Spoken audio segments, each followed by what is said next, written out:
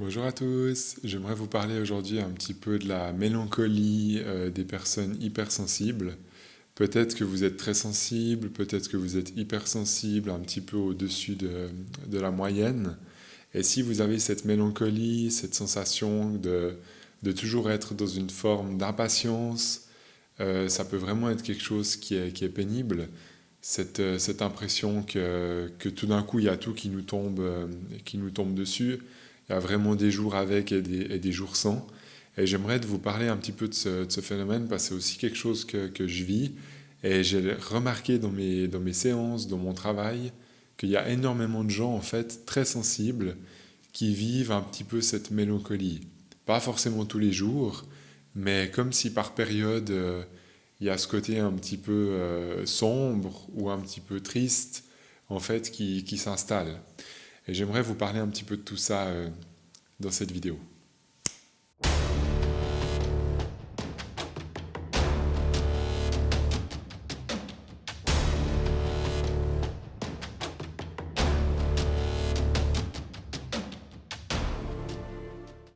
Moi, je pense en fait que cette mélancolie, elle vient de deux choses qui me semblent assez claires. En fait, quand on est très sensible, et je fais partie de ces personnes-là, on a en général une grande intuition. Donc ça veut dire qu'on sait plus ou moins ce qui est bon pour nous, ce qui est pas bon pour nous, et surtout on sait vers quoi on aimerait aller. Donc ça veut dire qu'on a un point dans le futur, on sait ce qu'on aimerait avoir, on sait ce qu'on aimerait vivre. Quand je dis on sait ce qu'on aimerait vivre, je parle de choses profondes, hein. Je ne parle pas de s'acheter une nouvelle voiture. Je parle vraiment de... Ça peut être de changer de travail, ça peut être quelque chose par rapport au côté sentimental. C'est comme si en fait on sait où on veut aller. Parce que quand on a cette sensibilité, on a déjà un petit peu ce point de repère. Mais le problème, c'est que ce point de repère, en fait, il est dans le futur. Il est dans le futur, imaginez qu'il est là, et puis nous, on est encore ici, aujourd'hui, à l'heure à laquelle vous écoutez cette vidéo. Et le problème, c'est qu'il y a un décalage en fait entre ce que vous voulez, ce que vous pressentez, ce qui vous semble en fait juste pour vous, et ce que vous vivez réellement aujourd'hui. Et en fait, c'est ce décalage qui crée une espèce d'impatience, une espèce de frustration, parce que on sait qu'aujourd'hui, on n'est pas encore exactement où on aimerait être. Et en fait, ça, je pense que c'est quelque chose qui crée beaucoup de mélancolie. Enfin, aujourd'hui, je suis sûr vraiment de ça, parce que c'est hyper perturbant pour notre tête et pour notre cœur de savoir quelque chose, en fait, de savoir dans quelle direction je dois marcher, et pourtant, je ne suis encore pas à cette fameuse destination. Et c'est ça qui est difficile vraiment à gérer, c'est de se dire, bah voilà, on est aujourd'hui, je vis aujourd'hui comme vous, comme tout le monde, et je sais qu'il y a des parties de ma vie qui ne sont pas encore exactement où j'aimerais être. Et du coup, à l'intérieur de moi, je devrais pouvoir arriver à me contenter en fait de ce qui est déjà là maintenant, sans imaginer que plus tard ça sera mieux, même si j'ai l'impression qu'il y a des choses qui pourraient vraiment encore s'améliorer. Mais je ne dois pas trop être dans le futur, je ne dois pas trop projeter ces informations dans ma tête, et je devrais rester un peu plus dans mon cœur en me disant, bah voilà, je suis en train de vivre le moment présent, même si je souhaite ça ou ça comme changement dans ma vie, je sais que ça va arriver, mais j'y suis pas encore. Vous comprenez, c'est vraiment ce décalage entre la projection, donc l'envie de vivre quelque chose, et puis le moment présent. Il y a un décalage de peut-être quelques semaines, de peut-être quelques mois, voire de quelques années, en fonction de ce qu'on espère vivre et en fonction aussi de ce qu'on est prêt à mettre en place et de ce qu'on est prêt à vivre. Et tout ça, moi je pense que c'est vraiment un mélange qui se passe entre le cœur sait déjà où il aimerait aller, et puis en fait votre tête vous dit ouais mais j'y suis pas encore. Et votre tête en fait elle vous répète tous les jours sans arrêt je ne suis pas encore à ma destination. Je ne suis pas encore au point où j'aimerais tellement être là, aujourd'hui, tout de suite. Et en fait, c'est ça qui est frustrant. C'est vraiment la tête qui revient à chaque fois. Et puis en fait, cette tête, elle vous rappelle sans arrêt que vous n'y êtes pas encore. Vous voyez ce que je veux dire? Et ça, je pense que ça crée énormément de fatigue et ça crée justement cette mélancolie qui fait que certains jours, on se retrouve vraiment dans des bas, on a l'impression qu'il y a un peu tout qui s'écroule, qu'il y a un petit peu tout qui nous tombe dessus, mais en fait, c'est pas parce qu'on est une mauvaise personne ou que on a une mauvaise énergie, c'est pas du tout ça, c'est quelque chose de très humain, et je pense que quand on est un peu plus sensible que la moyenne, ben, vu qu'on a des perceptions de nous-mêmes avec nos intuitions qui nous semblent assez claires, ben, en fait, on vit cette mélancolie, je pense, beaucoup plus que quelqu'un qui n'a pas cette sensibilité. Ça, c'est vraiment ce que je vois dans mon travail, c'est aussi ce que j'observe sur moi-même. Et du coup, cette mélancolie me paraît en fait tout à fait normale. Il faut juste, peut-être, si vous êtes dans ce cas-là, répétez-vous souvent que c'est humain de vivre ça. Et dites-vous pas que vous avez un problème ou que vous avez encore pas compris quelque chose. C'est pas ça. Moi, je pense sincèrement que cette mélancolie, je l'aurai toute ma vie, je pense. Parce qu'il y a toujours une partie de moi qui a envie d'améliorer les choses, qui a envie de pouvoir vivre dans tel ou tel domaine d'une façon encore plus intéressante dans ma vie. Et à force de vouloir améliorer les choses, ben, c'est pas qu'on n'est pas satisfait, c'est qu'en fait, on a envie d'aller plus loin. Et en ayant toujours envie d'aller plus loin, ben forcément, ce qui était bon pour nous hier, ben aujourd'hui, ça nous semble un petit peu fade. On a l'impression qu'il manque un petit peu de sel. Si on imagine qu'on est en train de manger un plat, c'est comme si le plat il n'est pas tellement assaisonné. Et en fait, je pense que ce qui nous correspondait il y a peut-être 3 ans, ben aujourd'hui, ça ne nous suffit plus. Mais c'est pas qu'on est forcément exigeant, c'est juste qu'on a vraiment cette espèce de moteur en fait qui nous pousse à toujours aller plus loin. Et qu'est-ce qui nous pousse à toujours aller plus loin? Pour moi, c'est le cœur. C'est la connexion que vous avez avec votre guide. Et votre guide vous dit, mais c'est pas parce qu'il y a des choses qui sont OK dans votre vie que vous devez stagner et que vous devez vous arrêter à ça et puis vivre comme ça pendant les 20 prochaines années. Quand on est sensible, en fait, ça nous suffit pas, quelque part, de nous dire maintenant c'est OK, je bouge plus. Ça marche pas comme ça. Je pense que, alors d'un côté c'est beau parce qu'on est poussé à vivre d'autres choses, à se remettre en question soi-même, et puis d'un autre côté, ben, cette sensibilité peut aussi être fatigante. Peut-être que vous vous reconnaissez là-dedans, si vous êtes hypersensible, c'est aussi un petit peu pénible de toujours être en route. C'est comme si je suis toujours en train de marcher en fait, et puis je ne peux pas m'arrêter. C'est comme si mon essence me demande toujours quelque part de m'améliorer. Et cette amélioration, ben, au bout d'un moment, ça peut être aussi un petit peu fatigant. Donc, surtout par rapport à cette mélancolie, vraiment, soyez cool avec vous-même.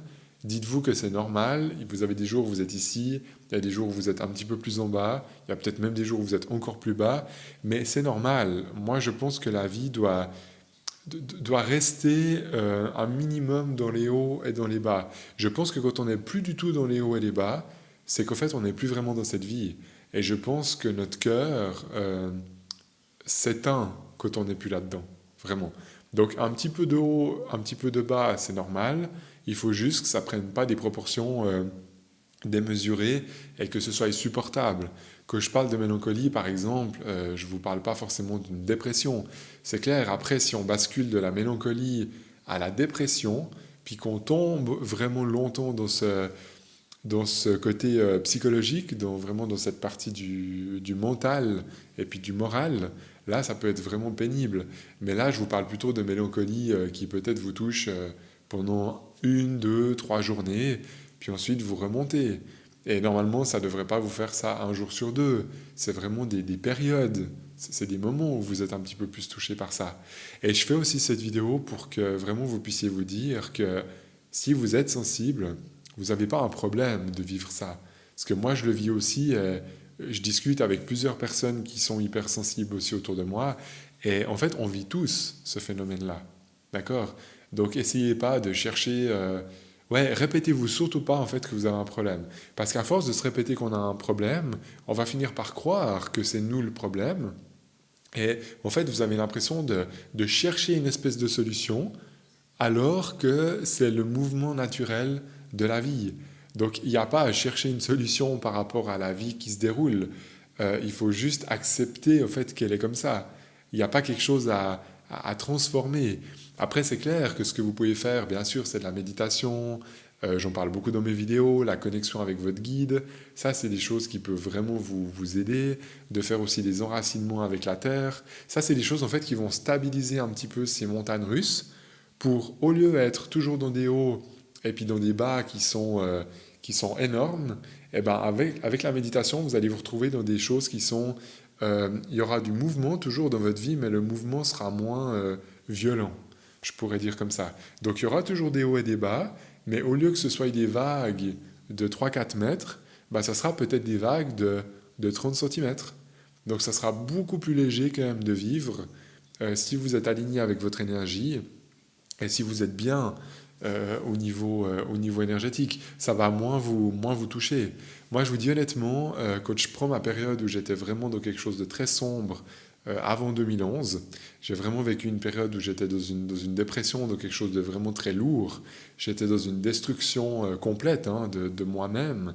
Je sais qu'aujourd'hui ça se voit pas, mais c'était vraiment une période glauque et puis très pénible pour moi. Bah, dans cette période-là, vraiment, alors je méditais pas, je faisais rien du tout qui me faisait du bien, et c'est vrai que j'avais des bas qui étaient beaucoup plus violents. Aujourd'hui, j'ai toujours ce que j'appelle la mélancolie, mais la mélancolie, pour moi, c'est pas de la dépression. C'est quand même quelque chose qui est un peu plus haut. C'est quelque chose qui nous touche par moment. C'est quelque chose de beaucoup plus temporaire. Alors que la dépression, une grosse dépression, souvent c'est plusieurs mois, voire plusieurs années pour certaines personnes. Et malheureusement, il y a souvent des médicaments qui accompagnent tout ça. Là, je vous parle pas de ça. Hein. Je vous parle vraiment de quelque chose où on n'a pas forcément besoin de médicaments. C'est juste une période un peu plus sombre. Ça peut aussi être accompagné d'une saison. Par exemple, là, on est en automne. Le fait d'être en automne, ça peut peut-être vous toucher. Il y a un peu moins de soleil. Les journées descendent. Ça, c'est vraiment quelque chose qui peut aussi beaucoup vous toucher au niveau du moral. Mais sachez en tout cas que vous n'avez pas de problème. C'est toujours ce phénomène où vous imaginez déjà la suite, vous avez déjà une sensation pour le futur, mais vous n'y êtes pas encore. Et c'est ça, vous voyez la chose ici, mais vous êtes encore là. Gardez cette image. Et c'est toujours en fait ce décalage qui fait que c'est frustrant, on a beaucoup d'impatience en fait, parce on sait qu'on va changer les choses, mais c'est peut-être pas encore le timing exact aujourd'hui pour changer ce que vous avez envie de changer. Alors dites-moi en tout cas si ça vous parle dans les commentaires. Je serais curieux de voir si vous vivez aussi cette mélancolie, si vous avez aussi cette hypersensibilité et que vous comprenez ce que j'essaye de dire. Ça m'intéresse beaucoup de vous lire. Je pense que ça peut aussi intéresser beaucoup de monde de voir qu'il n'y a pas il y a pas que moi ou d'autres personnes sensibles, mais je pense que vous êtes aussi dans ce cas-là si vous êtes dans cette même sensibilité. Mettez-moi un petit pouce si vous aimez cette vidéo. C'est quelque chose qui me soutient beaucoup. Chaque fois que vous mettez un petit pouce, ça coûte pas grand-chose. Et c'est vraiment quelque chose qui... Bah déjà, ça me donne envie de continuer les vidéos. Et puis, ça donne aussi à YouTube un petit peu plus de visibilité. Et ça, c'est vraiment important pour mes vidéos, pour la chaîne, pour tout ce travail que je vous fais avec plaisir, gratuitement, parce que j'aime aussi partager de cette façon-là. Je fais déjà beaucoup de choses dans mon travail, des choses qui sont, bah voilà, qui me permettent de vivre aussi. YouTube, c'est pas du tout quelque chose qui me permet de vivre. La seule chose que je peux faire avec l'argent de YouTube, c'est d'acheter un micro, de pouvoir acheter une caméra pour vous faire des vidéos de bonne qualité. Mais sachez que je gagne pas grand-chose avec YouTube. Donc c'est sympa si vous mettez un petit pouce, si vous vous abonnez à ma chaîne aussi, si vous avez envie, si c'est des sujets qui vous parlent, si vous êtes hypersensible, si vous aimez tout ce qui touche à la médiumnité, qui est en lien avec mon travail. Ça, c'est vraiment des choses que j'aborde sur tous les sujets de mes vidéos. Aujourd'hui, si je dis pas de bêtises, je crois que c'est la 150e vidéo. Donc on est à 150, ça commence à faire pas mal. Je suis super content parce que moi j'ai commencé en 2020, fin 2020, où j'ai commencé à poster une petite technique de méditation. J'ai vu que ça vous a beaucoup plu. Après j'ai parlé de la connexion avec votre guide. J'ai vu qu'il y avait vraiment un intérêt par rapport à tout ça. Et en fait, de fil en aiguille, j'ai continué à vous partager de certains sujets, toujours en lien avec la sensibilité ou avec la médiumnité. Pour moi, c'est important de rester dans ce cadre-là. Et du coup, depuis maintenant, bientôt 3 ans, ouais, je pense que ça doit faire 3 ans, et après 150 vidéos, je vois qu'il y a vraiment des gens qui me suivent, je vois que vous êtes de plus en plus nombreux à répondre aussi dans les commentaires. Ça me fait toujours plaisir de vous lire. Donc merci en tout cas pour votre soutien, et moi je vous dis à tout bientôt pour une prochaine vidéo.